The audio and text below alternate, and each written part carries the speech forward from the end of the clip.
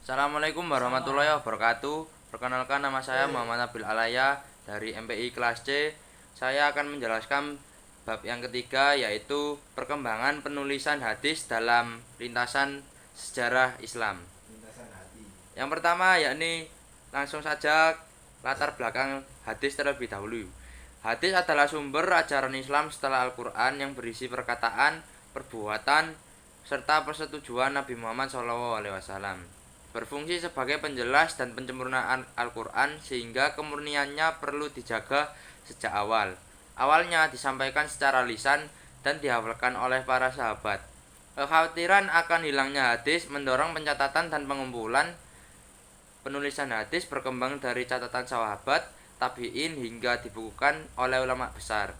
Mempelajari sejarah penulisan hadis penting untuk menghargai perjuangan ulama dan menjaga keaslian hadis sebagai pedoman hidup. Oke, masuk ke pembahasan yang pertama, pro dan kontra penulisan hadis.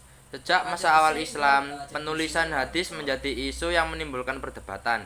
Sebagian sahabat menolak penulisan hadis karena khawatir akan tercampur dengan Al-Quran, sehingga sebagian lain mendorong penulisan hadis sebagai upaya menjaga keaslian ajaran Nabi Muhammad SAW. Yang kedua, larangan penulisan hadis pada masa Rasulullah. Belum ada kodifikasi hadis seperti halnya Al-Quran.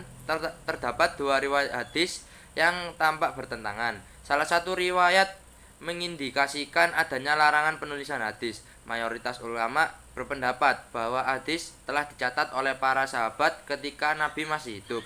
Rasulullah tidak pernah memerintah sahabat tertentu untuk menulis dan membukukan hadis sebagaimana Al-Quran. Kodifikasi hadis secara resmi baru terjadi pada masa Khalifah Umar bin Al-Aziz. Yang ketiga yaitu diperbolehkannya penulisan hadis. Hadis berfungsi untuk memperjelas, merinci, serta menegaskan ajaran-ajaran Islam. Nabi SAW pada kesempatan tertentu juga mengizinkan penulisan hadis. Beliau memerintahkan agar khutbah pada peristiwa Fathu Makkah dituliskan untuk Abu Syah, hadis riwayat Bukhari. Hal ini menunjukkan bahwa penulisan hadis diperbolehkan bahkan dalam kondisi tertentu dianjurkan. Yang keempat yakni penulisan hadis pada masa Rasulullah dan sahabat.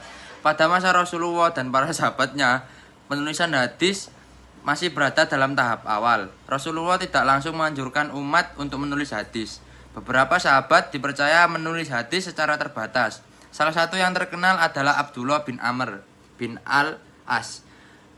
Para sahabat lebih mengandalkan hafalan yang kuat dan penyampaian secara lisan. Yang kelima yakni penulisan hadis oleh sahabat setelah wafatnya Rasulullah SAW. Para sahabat mulai melakukan usaha yang lebih sistematis, misalnya Sohifah Jabir bin Abdullah, Sohifah Ali bin Abi Thalib, dan Sohifah Hamam bin Munabbih. Para sahabat sangat berhati-hati dalam menjaga keaslian dan kebenaran hadis. Dan Abu Hurairah meriwayatkan sekitar 5.300 hadis. Yang keenam yakni penulisan hadis pada masa kodifikasi. Kodifikasi hadis adalah proses penulisan dan pembukuan hadis secara resmi atas perintah seorang khalifah. Kodifikasi hadis secara resmi dimulai pada masa Khalifah Umar bin Abdul Aziz. Tujuan utama yaitu menjaga hadis Nabi dari kemungkinan hilang atau punah. Hadis-hadis terkumpul dan tersusun dalam kitab-kitab hadis yang kita kenal hingga sekarang. Yang selanjutnya adalah penulisan hadis pasca kodifikasi. Hadis berkembang menjadi ilmu yang teratur. Lahirnya kitab-kitab besar seperti Sahih Al-Bukhari dan Sahih Muslim, kritik, sanad, dan matan untuk memastikan keasliannya. Muncul ilmu rijal, jarwah, ta'dil, klasifikasi hadis sahih, hasan, dan dhaif. Perkembangan hadis memperkuat tradisi keilmuan Islam dan menjadi fondasi hukum serta peradaban Islam. Kesimpulannya yaitu penulisan hadis berkembang bertahap sejak masa Nabi Muhammad SAW. Awalnya para sahabat lebih mengandalkan hafalan karena khawatir hadis tercampur dengan Al-Quran. Meski sebagian sudah mulai mencatat secara pribadi, Setelah Nabi wafat, muncul kesadaran pentingnya mendokumentasikan hadis.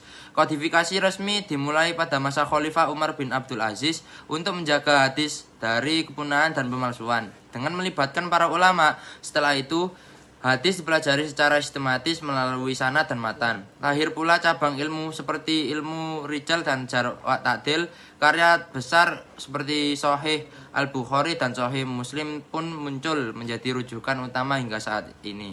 Mungkin cukup sekian pembahasan dari bab 3 ini. Assalamualaikum warahmatullahi wabarakatuh.